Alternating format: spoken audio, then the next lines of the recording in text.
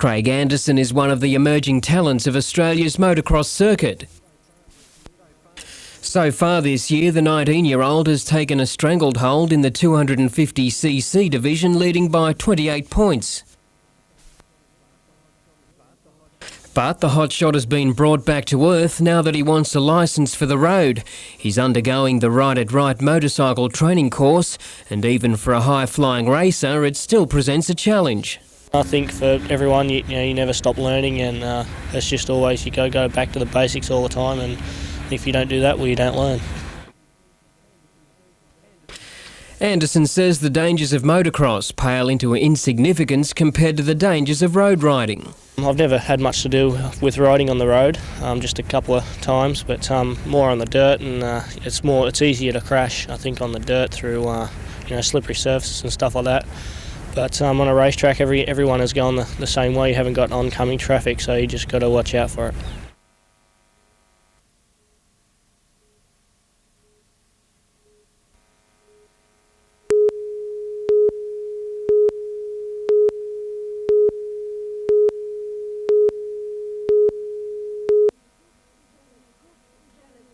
Janice Crooks is on a mission.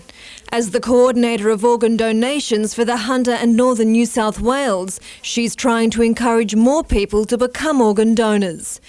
It's a difficult task because many people are frightened about what that entails. As each myth and misconception has grown in the community and in our society, nobody has been out there to answer it. In Australia, 3,500 people are waiting for organ transplants. 15% of them will die before they make it off the list. At the moment, Spain has the highest donor rate in the world. In contrast, Australia has one of the lowest. In New South Wales, there are less than 200 organs donated every year. That's a figure the government has pledged to change, announcing a $500,000 grant to improve organ and tissue donation rates. The money will be distributed to area health services. Ms Crooks hopes to channel the funds into an education program that answers common questions and addresses a multicultural society.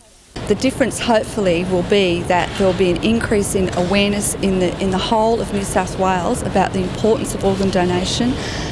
We'll try and dispel some myths out there that do exist in the general community. Sarah Griffiths, NBN News.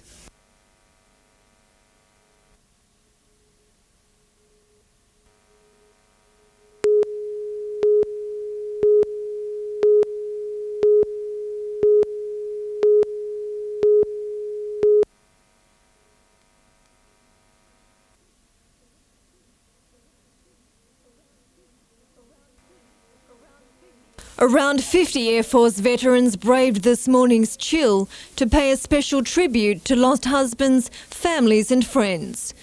After 2 days of working through issues affecting the RAF Association, the conference delegates from throughout the state gathered in the Air Force Memorial Grove at Newcastle Civic Park for some quiet time to reminisce and remember. After some special prayers, some ceremony, and then it was time to kick back and mingle with old mates. It's now all over, and this was the finale, the remembrance part of it, and that was very impressively done too. Sarah Griffiths, NBN News.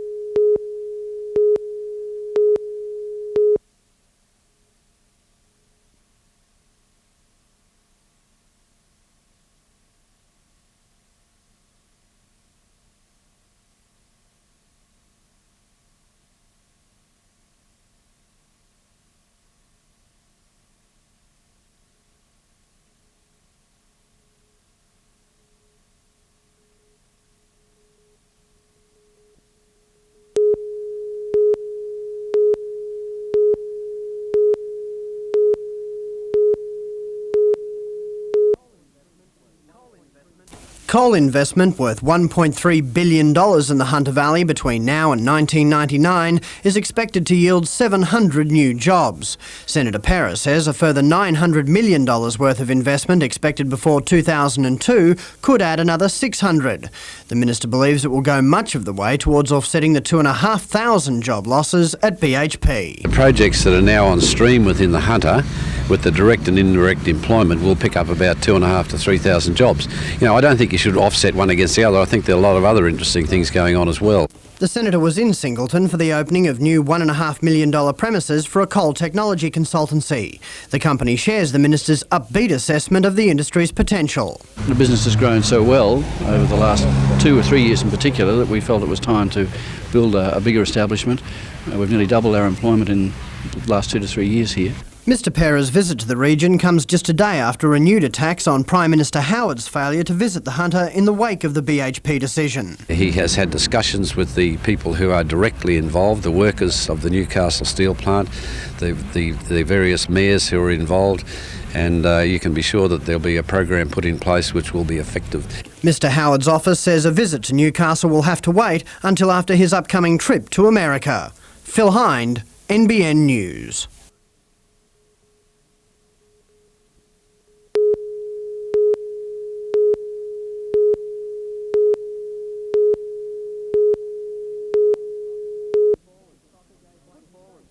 Football and soccer gave way to show jumping on the oval at Muswellbrook High during lunch today. The school's 8-member equestrian team showing off the skills that impressed the judges at Coonabarabran.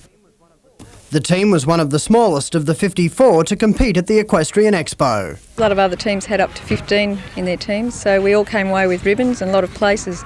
Now there are about 390 students competing out there, so to get a place is a really, really big effort. The school has only had an equestrian team for 2 years. For members like 15-year-old Marcia Collins, who one day hopes to represent Australia, it's a valuable opportunity to test herself against the best in the state. There's not a lot of chances that you get in this sport to compete for your school, and you take any chance you can get.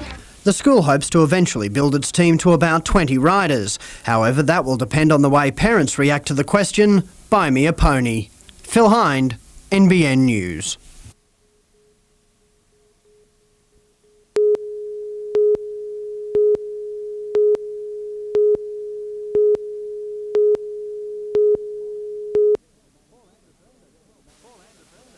Paul Anderson, a deputy manager at a Hunter Valley coal mine, was dobbed into a local radio station in a Toss the Boss competition. Paul won the tandem skydive after the radio station was told he needed to get a life. However, the employee who dobbed him in ended up paying the price with frayed nerves.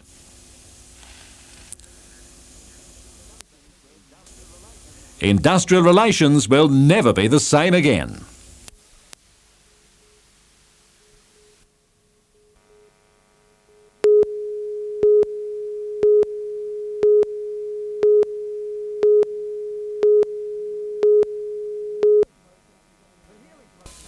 The healing process began in the gym. Yesterday's 20-point loss to Norths took its toll on more than just the club's position on the ladder. A number of players also emerged from the game with injuries. Most concern was over Queensland fullback Robbie O'Davis. He suffered a groin injury late in the first half, but today allayed fears he may be forced to withdraw from Origin 3.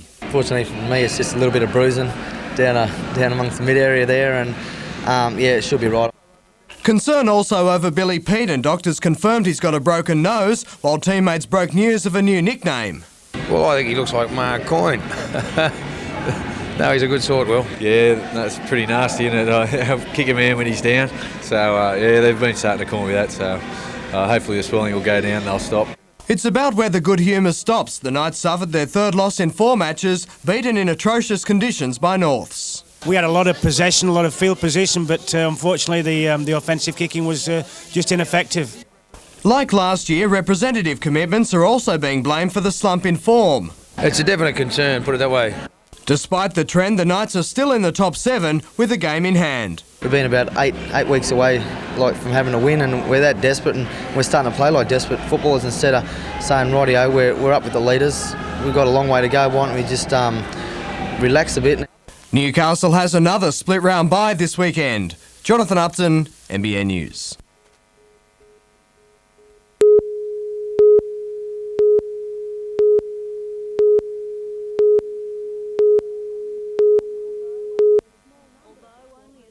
Although only a small number of the 1,200 plus creditors turned out to a meeting today, they were ropeable. Any hope they may have had of getting their money back was all but dashed by the Administrator Sean Condon with his bleak forecast.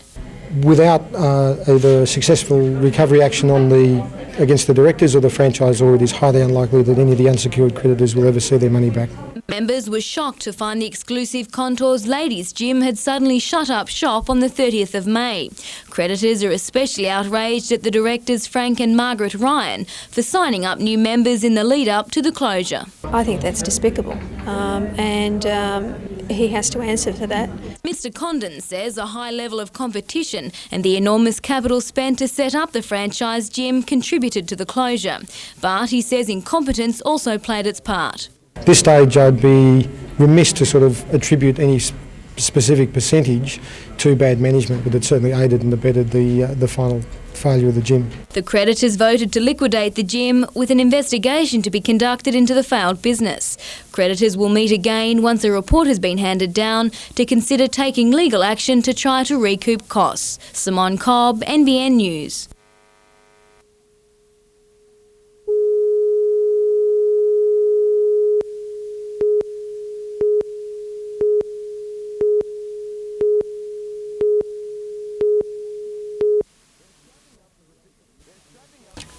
They're strapping up for the biggest match in their short careers. The Newcastle Knights under-18s are through to the SG Ball Grand Final. They play the Roosters on Saturday. I think that once you're there, you're some hope, and we've achieved that. We've got a very good side, very talented, and I think we'll give it a hell of a shake. The final preparation started last night, the Knights weathering atrocious conditions at Smith Park. The weekend match will be another tough assignment. Sydney City has the edge on the Knights following close calls in preliminary games, 18-10 in round 4 and 22-18 a fortnight ago. Yeah, they have a lot of individual brilliance. I think we're a better team side, but they're fairly quick. They've got a lot of agility out wide, and yeah, they'll be a difficult task. Newcastle last won the SG Ball Premiership in 1990, beating Manly for the club's first trophy. A young John Hopewadi showed early signs of promise, scoring 2 entertaining tries. While the Knights boasted up-and-coming first-grade stars like Rodney Howe and Tim Maddison. Future careers will also be on the line this weekend. Steve Burriston has little doubt some of his players will go on to those bigger and better things. I think that there's a number of players within our side that have the capability to maybe even go to second grade next year, but in the future I think that we'll find a few of them in first grade.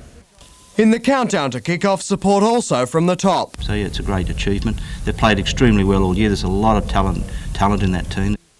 Jonathan Upton, NBN News.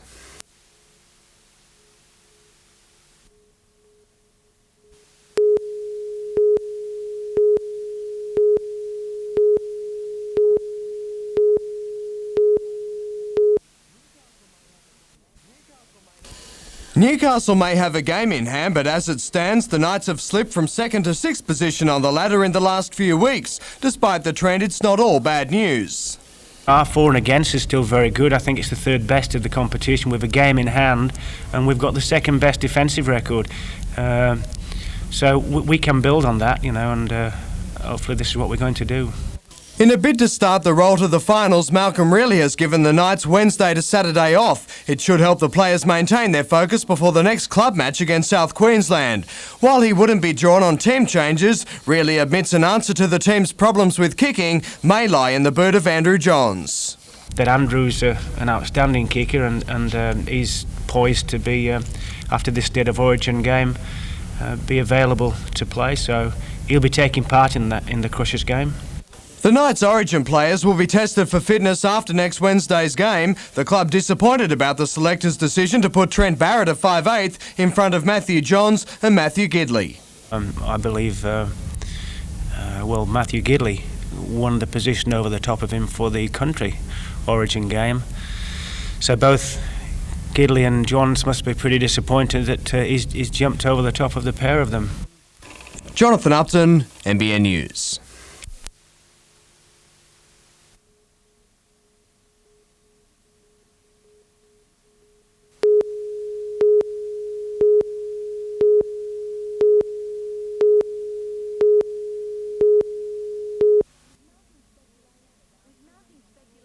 With mounting speculation about 250 job cuts, Mount Thorley has become the second coal mine owned by Rio Tinto in the Hunter to face industrial unrest in little over a week. Having operated at a loss for 18 months, the company says drastic changes must be implemented soon. We have been producing significant quantities of coal and moving significant quantities of dirt, and we still are not in a profitable situation. But the union blames the mine's financial problems on bad management. There shouldn't be anyone go. Probably the first one should go should be the manager, because in my view, since he's taken over the mine, he's mismanaged it. The CFMU is cynical and believes the plan is an attempt to take the heat off the 9-day strike at its Hunter Valley No. 1 mine. With productivity its highest ever, the union says the workers have more than proven themselves and that any move to cut jobs contradicts their enterprise agreement. They said there'd be no forced redundancies during the term of, unless there's a complete downturn. Now, I don't think it's been a complete downturn in any shape or form. But the company says it made it clear when it struck the agreement last year that tough times were ahead. Because of the massive overburden, the union suggests the mine go underground to cut costs. The company says a final decision on the job losses may take months. Simone Cobb, NBN News.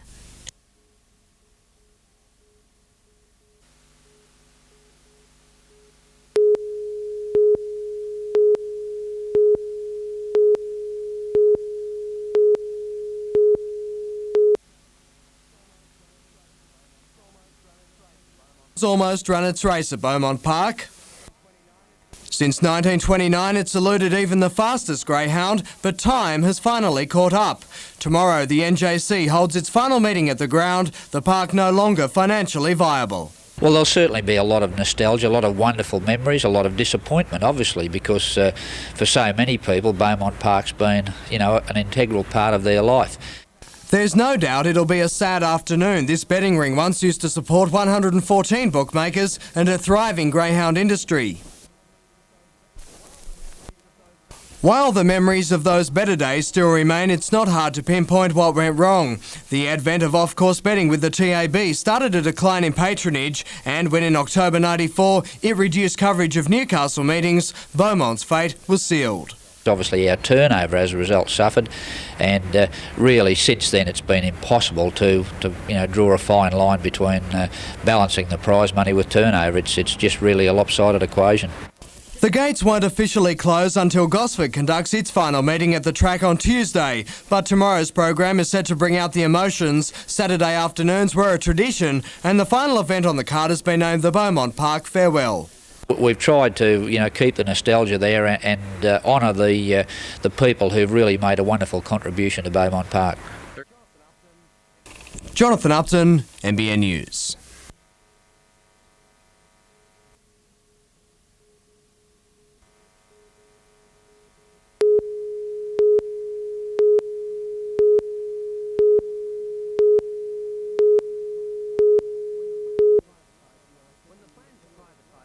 When the plan to privatise the electricity industry was unveiled last month, Labor's left promised the party leadership a fight it would never forget.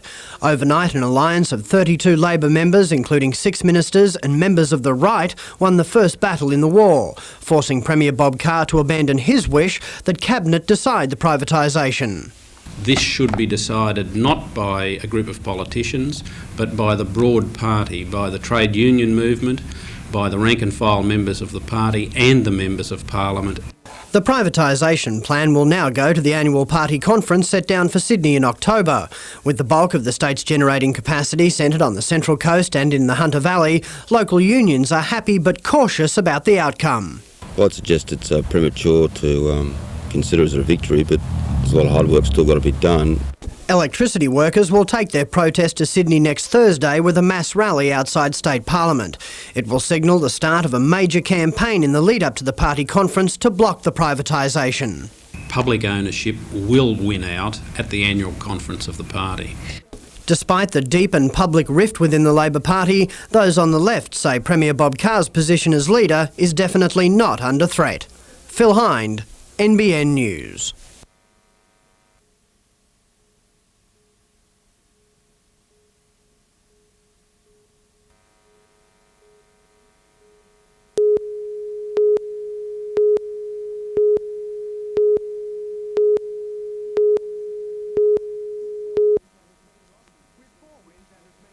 With 4 wins and as many losses this season, Newcastle sits in 6th position after 8 rounds of the competition and enter this weekend's match buoyed by a win over Parramatta.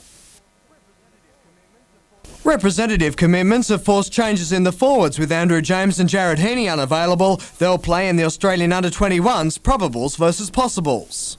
And if you've got players of talent, I suppose you've got to wear that, but I don't really agree with this game. I don't think they should be away. They should be playing for their club. But anyway, that's by the by. Southern Districts won the corresponding match last year. They also have an intimidating home record.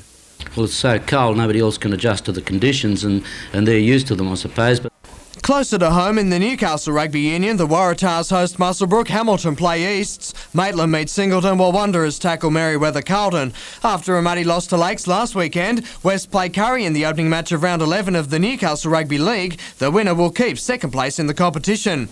In Sunday's games, Lakes play Souths, Central hosts Cessnock, Waratah travels to the Bay and Maitland meet Toronto. The Newcastle Knights' hopes of a premiership will rest at North Sydney Oval tomorrow. The under-18s play Sydney City in the SG Ball Grand Final. And in the NBN Soccer League, home games for Toronto, Broadmeadow, Cessnock, Highfields and Western. Jonathan Upton, NBN News.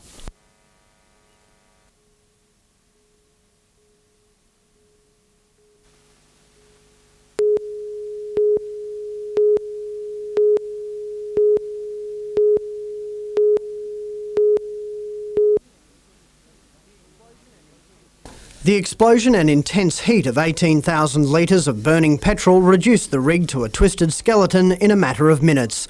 Residents along Mitchell Line Road, used to living adjacent to the Army's live firing range, were rocked. I wonder what the Army was using this morning.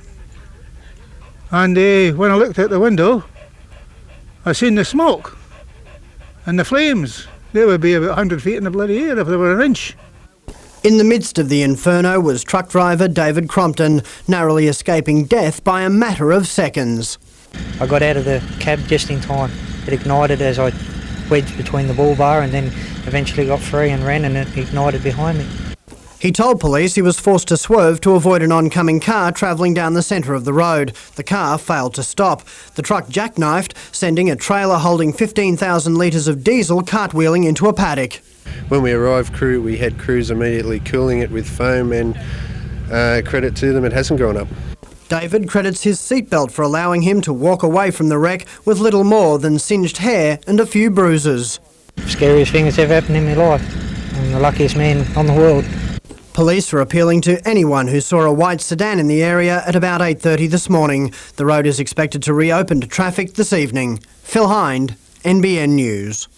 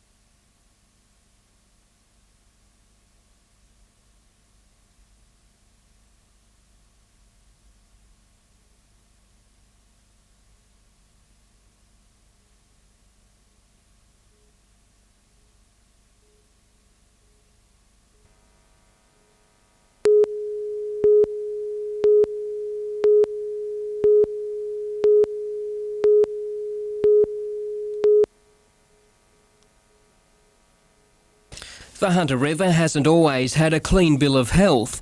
Recently it's been found with high levels of bacteria, making it unsafe for swimming and drinking. Today, representatives from every local council in the Hunter Valley signed an agreement with the Department of Land and Water Conservation to clean up the area's waterways. If the Council of the Hunter region don't get involved in environmental issues, then we can't afford to leave it to state government or the local community. We've got to be involved. The agreement is the brainchild of the Hunter Catchment Management Trust. This program is really about providing the community, the people out there, with the information that they need so that they can make wiser decisions about, say, what sort of detergents they might use, about how they manage their street gutters. The main component will require councils providing water conservation education to residents in the hope that what's learnt leads to cleaner water. It's not a program about enforcing rules and about being policemen. It's about equipping people with the knowledge that they need so that they can better understand the implications of what they're doing. And a boost to the Hunter Region Nutrient Reduction Campaign with an $80,000 cheque from the state government for ongoing work. Blake Doyle, NBN News.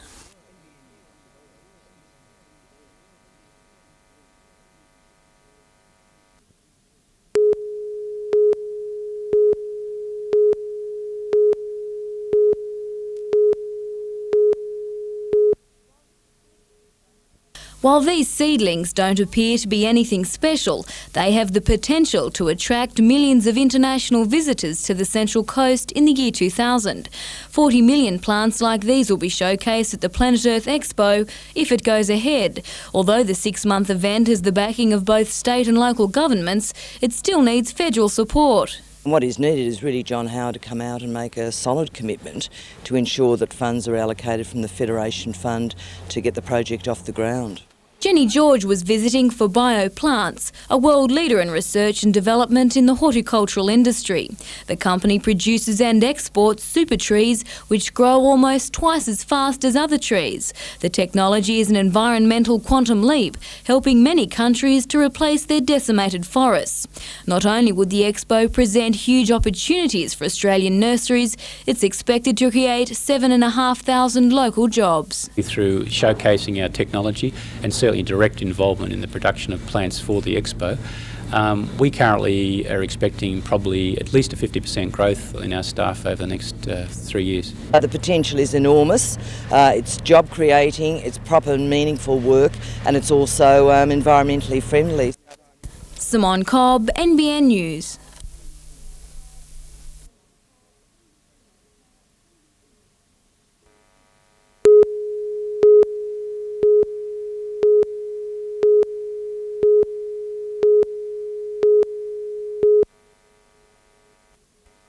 It's no secret the Central Coast has one of the highest suicide rates in the country. To address the troubling social problem, Wyong Council last night held a confidential forum to give young people an avenue to help themselves. And, all that came were very positive, were very keen to make suggestions and get information on what they can do to help their friends or themselves. A wide range of concerns were raised by the 200-strong participants, but surprisingly, unemployment was not among the most pressing. There was obviously a lack of understanding of what services were available, what counselling services were available. There were issues like, if I know where the services are, how do I get there, because transport's a problem. Young people said they often felt isolated from various services on the Central Coast and that a more positive image of adolescence needed to be promoted in the media. The findings will be sent to both the state and federal governments, with a second all-age forum to be held in August. Simone Cobb, NBN News.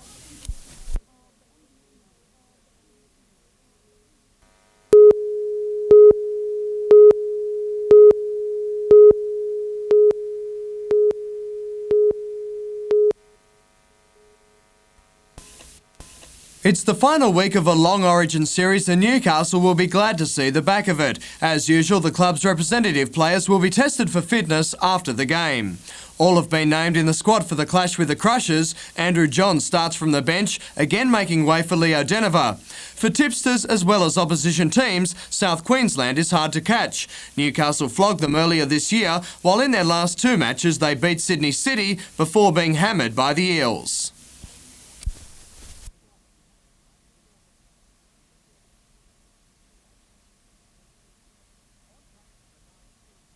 On paper, the Knights should win, and Malcolm really says that presents a mental challenge.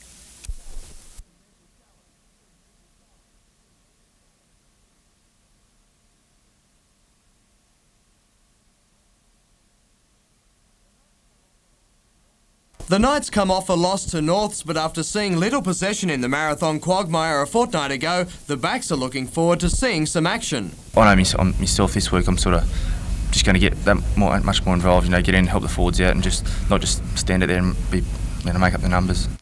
And the club has acknowledged the efforts of its under-18s in the SG Ball Grand Final by promoting some players into higher grades this weekend.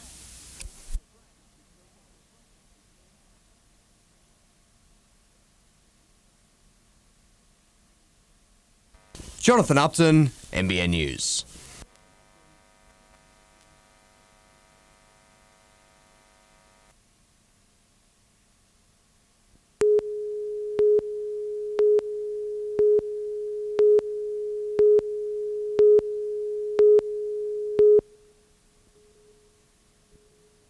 It's been a long time coming, but now Newcastle City Council has finalised its budget within 3 days of the new financial year. Despite a previous deficit in excess of $3 million, Council has managed to balance the books. It's been a process none of us have enjoyed because there definitely will be impacts on the community. We've tried to minimise the impacts on the community, but it's been a very difficult process. The key is a program whereby high priority projects like the West End and Hunter Street Mall upgrades will not proceed unless Council has the money from asset sales. We're confident that those projects that the community, and particularly the business people in the community, the West End revitalisation and the second stage of the mall refurbishment will go ahead. We'll raise the money first. It's a form of discipline on the council. Council has also taken the knife to its own operations, slashing $7.5 million. Hamilton Library, which was facing closure, is one community facility surviving the council cutbacks. Ratepayers are also funding the budget via an increase in the general rate of around $25 per year. The rate increase will raise nearly $4.5 million. Blake Doyle, NBN News.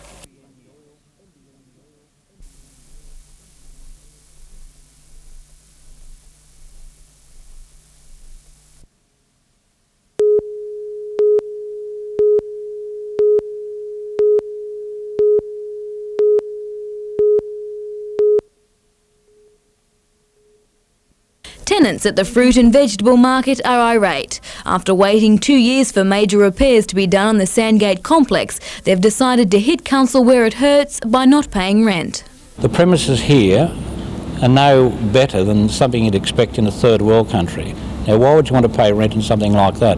When it rains here, the internal part of the market leaks like a sieve. Mr Holmes says the final straw came on Monday when water leaked into the building and shorted the cool rooms and computer system. Well, any electrical fault where you have water is extremely dangerous. He says council has ignored 2 requests from Work Cover and recommendations from its own staff in 1995 to repair the roof and guttering, which he claims has been valued at $1.6 million. Mr Holmes accused council of trying to hide the problems in the lead up to Saturday's auction. This won't disrupt the auction. This is a warning to the General Manager and the Lord Mayor of Newcastle that if something happens, you're being warned that you are liable for not providing a safe working environment for the people in here. Council declined to comment. Simone Cobb, NBN News.